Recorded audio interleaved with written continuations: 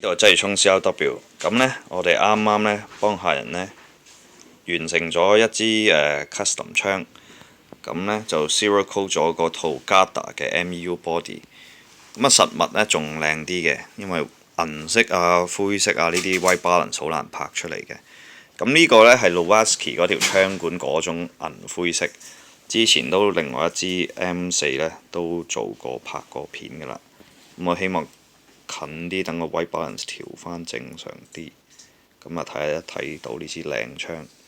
咁啊 grip 片呢，我專登再同佢揀咗一揀，就左右唔同嘅，一間睇俾你睇另外一邊。呢啲都係美國貨嚟嘅。咁啊，佢錯薄咗位，等 mag release 撳嗰陣時呢就平啲，就易啲撳到個掣嘅。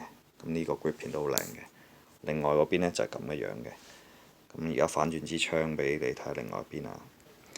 咁呢個呢，就另外一邊，我就裝咗塊鋁嘅 grip 片。咁呢個呢，都係美國入翻嚟嘅。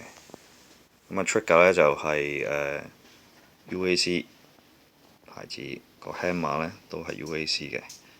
咁呢套身呢，其實唔係好貴啫，Garda 嘅黑色呢，880蚊呢，就上下身，未包 barrel 嘅。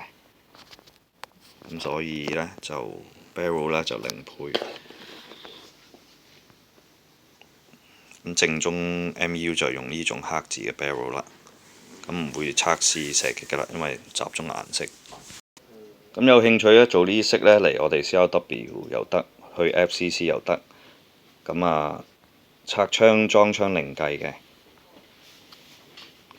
咁到時呢，可以打俾我哋再問一問細節。